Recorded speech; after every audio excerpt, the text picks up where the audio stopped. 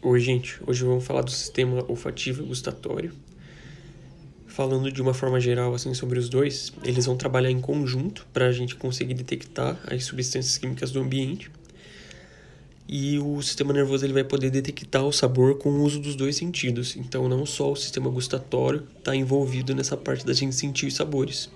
Quando a gente come, a gente também está sentindo o cheiro e isso vai ajudar o sistema nervoso a entender e completar toda a informação ali para a interpretação do que a gente está sentindo.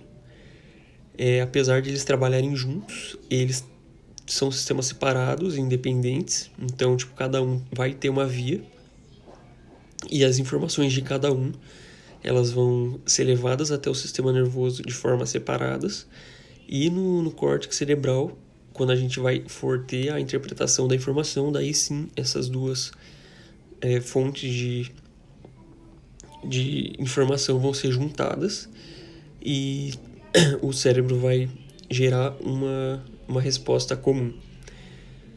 Falando primeiramente da gustação. Então a gente tem 5 tipos de categorias de sabor, então esses vão ser os 5 tipos de gostos que a gente vai poder sentir. E cada um deles ali vai ter um tipo de receptor na língua envolvido na transdução de cada um desses sinais. Então os 5 sabores são o salgado, o doce, o azedo, também chamado de ácido, o amargo e o umami, que seria o do glutamato. Então o nosso cérebro ele vai combinar as informações sensoriais acerca de cada sabor, aroma e tato, para a gente distinguir o sabor único de um alimento. Então, como exemplo, 2 alimentos que são salgados, tecnicamente eles vão ativar os mesmos receptores, mas como que a gente consegue diferenciar 2 alimentos que são salgados? Justamente porque o cérebro está combinando essas informações. Então ele pega o sabor salgado, o aroma, o tato que a gente está sentindo, e o sistema olfatório também vai ajudar a ter essa distinção. E cada sabor, cada alimento que a gente come vai ter esse sabor único. Qual que é o órgão da gustação, né? A gente tem outros ali que estão envolvidos, mas o principal é a língua. A língua ela vai ter essas papilas ali, que tem de 3 tipos. Então aqui na ponta da língua a gente vai ter essas papilas fungiformes, que tem essas formas de cogumelo, por isso o nome delas. Aqui na parte lateral lá do fundo a gente vai ter as papilas filiformes ou folhadas, que tem formas de cristais. E lá no fundo, na parte do meio, formando esse Vzinho aqui, a gente vai ter a papila avalada, que tem forma de espinha.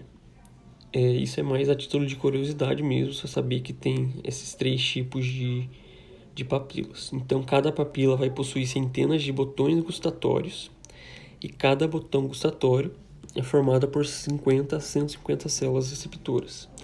Então, como que é a estrutura da papila ali?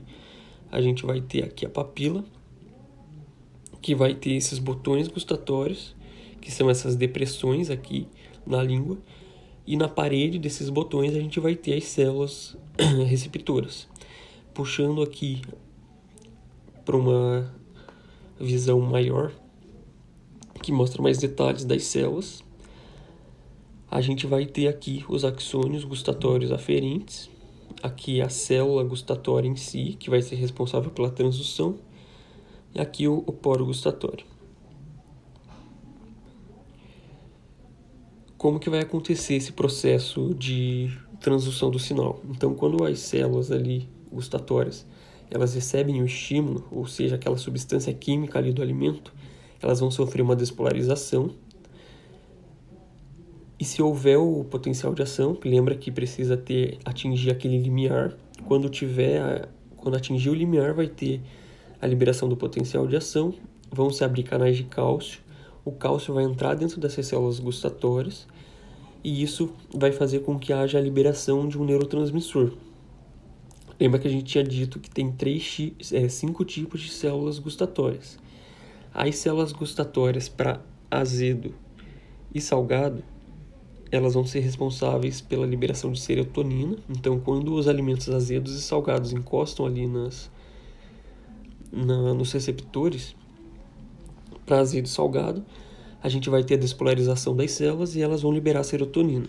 Já as células para doce, amargo e umami, quando ocorrer a despolarização, elas vão liberar ATP como transmissor, aquele mesmo ATP que a gente vê lá da produção de energia.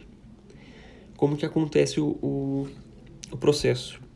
A gente tem 3 formas de ter a transdução.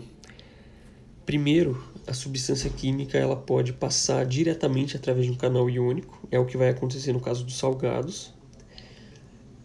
A substância ela pode se ligar a um canal iônico da célula, fazendo com que ele se feche, que é o caso do azedo. E no caso do doce, do amargo e do umami, o que vai acontecer é a mesma coisa. Eles vão se ligar em receptores acoplados à proteína G, lá da célula gustatória. Falando primeiro do salgado. O que seria o salgado? Nada mais é do que o íon Na, que é o sódio. Então, os alimentos salgados, eles contêm sódio. Esse sódio, ele vai entrar em contato ali com a célula gustatória, que está lá nos botões, e ele vai entrar na célula, por uma questão de diferença de concentração.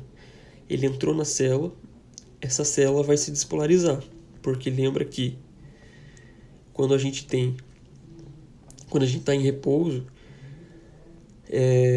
as nossas células, a parte interna está negativa. Então, se o sódio, que é uma carga positiva, está entrando na célula, isso vai causar despolarização, e a despolarização vai liberar serotonina. Lembra que a gente tinha dito que salgado e azedo liberam serotonina. O azedo nada mais é, né? É chamado de ácido também, então é o íon H+. O H+, ele vai ali, quando a gente come alimentos azedos que contêm H+, o limão, por exemplo, ele vai se ligar esse H+ na célula, ele vai se ligar a um canal iônico que está ali na célula gustatória, e isso vai fazer com que os canais de potássio sejam bloqueados. Quando a gente tem bloqueio de canal de potássio, isso causa despolarização da célula, porque ela vai ficar mais positiva na parte de dentro e vai liberar o neurotransmissor, que no caso do azedo também é a serotonina, da mesma forma como é no salgado. Agora falando da transdução que ocorre quando a gente come alimentos amargos, doce e o umami. O processo vai ser o mesmo. Então essas substâncias, elas... Perdão, só um pouquinho. Aqui. Essas substâncias, elas vão se ligar ali nas células gustatórias, em receptores, que vão estar acoplados à proteína G.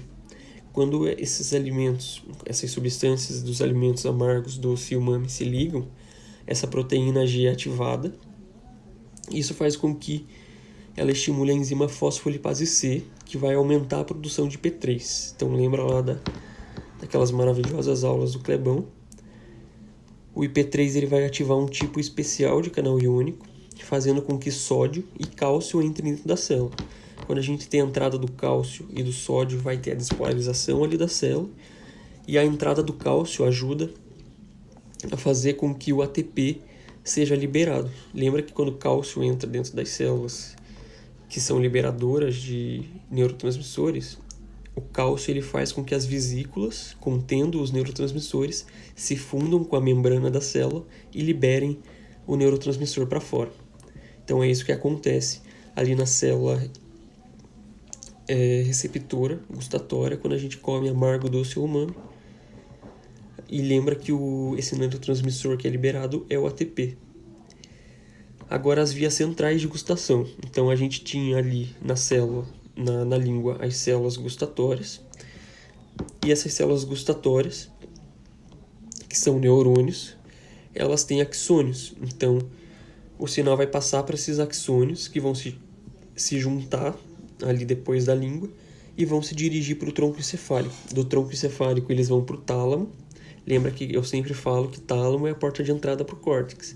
Então primeiro passa pelo tálamo, depois eles vão para o córtex. E a gente vai ter 3 nervos que são responsáveis por levar essa informação ali da língua para o tronco encefálico, que são 3 nervos cranianos. O nervo facial, que é o 7º par, o nervo glossofaríngeo, que é o 9º par, e o nervo vago, que é o 10º par. Então aqui na imagem a gente tem a estrutura da língua. Essa parte da frente da língua é onde a gente tem a inervação do facial. Então os axônios aqui das células gustatórias vão se juntar, formar o nervo facial. Da parte posterior da língua é o glossofaríngeo, e aqui a parte da epiglote a gente vai ter o nervo vago. Esses 3 nervos, cada um, tem o seu núcleo lá no tronco encefálico. Então o nervo facial, o núcleo dele está lá na ponte, enquanto o glossofaríngeo e o nervo vago, o núcleo dele está lá no bulbo. Facial está na ponte, glossofaríngeo e vago no bulbo. Agora que a gente está lá no tronco encefálico, essa informação ela vai ser passada para o tálamo. Então vamos falar do tálamo agora. Elas vão convergir essas informações para um núcleo gustatório, para o núcleo ventral posteromedial, que está lá no tálamo, que é esse VPM. Então daqui, a gente estava lá no bulbo, ele sai lá do núcleo gustatório e vai para o tálamo. Aqui no tálamo ele inerva esse VPM, que é o núcleo ventral posteromedial. Do tálamo, aqui do núcleo ventral posteromedial, ele sai e se dirige para o córtex. No córtex ele vai inervar o córtex gustatório primário, que é a área 36 de Brodmann, que fica lá no lobo temporal. E daí no córtex vai acontecer toda essa parte de interpretação daquilo que a gente está comendo. Então, tipo, comi morango, encostei lá as partículas na minha língua, ocorreu todo o processo de transdução, foi lá no córtex, eu entendi que eu tô comendo morango porque eu associei aquele sabor ao que eu tô comendo. Falando agora do sistema olfatório, então ali dentro da cavidade nasal, lá no alto, a gente vai ter o epitélio olfatório aqui. E lá no epitélio olfatório a gente vai ter 3 tipos de células. Em amarelo aqui a gente tem representado as células receptoras olfatórias, que são neurônios. Então aqui nessa parte de baixo a gente tem os dendritos das células, aqui para a parte de cima, o axônio vindo aqui para cima. Ali no meio a gente vai ter essas células que são células de suporte, que são como se fossem células da glia, que vão produzir muco e vão passar substâncias ali para as células receptoras. E a gente tem as células basais, que são essas células em roxinho aqui, que são células que vão servir de fonte para novas células receptoras. Então o epitélio ali está sempre sendo renovado. As células receptoras estão sendo substituídas por outras. Essas células receptoras que estão ali, que são neurônios, elas vão possuir um único dendrito, que é que está voltado ali para o epitélio nasal, que vai ser onde vai se ligar a substância olfatória, e é onde tem cílios que vão se estender para essa camada de muco que está ali no epitélio. Essas substâncias odoríferas, né, quando a gente cheira alguma coisa, elas vão se ligar nessa superfície dos cílios, que estão ali presos no muco, e vai ativar o processo de transdução, ou seja, vai passar o sinal químico ali da substância para se transformar em um sinal elétrico, através da despolarização da célula. E os axônios desses neurônios que estão ali, eles vão se juntar lá na parte de cima e formar o nervo olfatório, que é o primeiro par craniano, que vai penetrar ali na lâmina cribriforme do crânio e entrar no sistema nervoso central. Como que ocorre o processo de transdução olfatória? Então a gente vai ter aqui, lá no epitélio nasal, a gente vai ter esse muco, e os cílios ali do dendrito estão virados para esse muco. Quando a gente sente o cheiro de alguma coisa, essa substância química que chega ali no nariz, no epitélio, ela vai se ligar nesses cílios dos dendritos e vai ter um receptor ali na membrana. Então aqui está mostrando a proteína da membrana do dendrito, do neurônio, né? A substância odorífera vai se ligar e esse receptor de membrana está ligado numa proteína G. Essa proteína G vai ser ativada quando ocorrer a ligação da substância odorífera.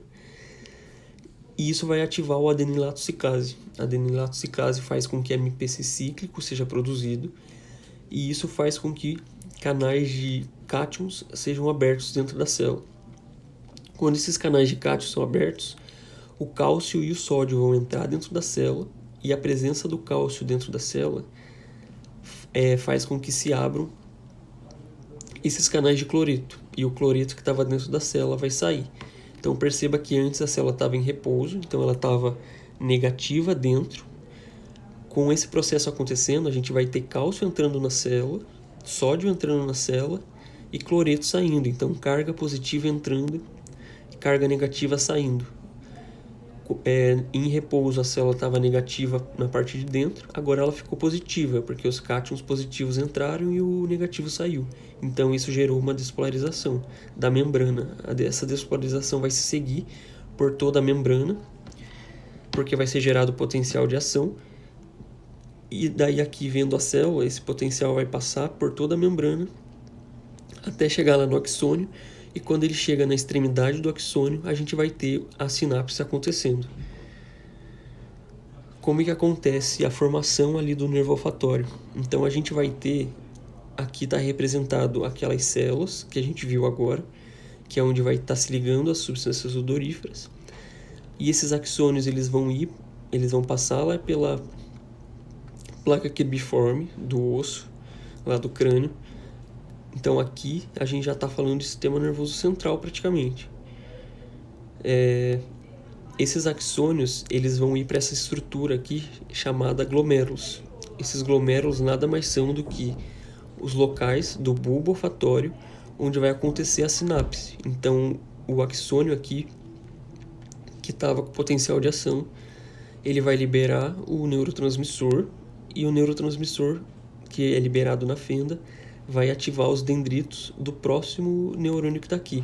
Então esses primeiros neurônios que receberam o estímulo são chamados de neurônios de primeira ordem. Eles vão até o bulbo olfatório, realizam sinapse aqui nesses glomérulos com os neurônios de segunda ordem. Os neurônios de segunda ordem, que já estão aqui dentro do bulbo, os axônios deles vão se juntar, formar o trato olfatório, que junto formam o nervo olfatório, que é o primeiro par craniano.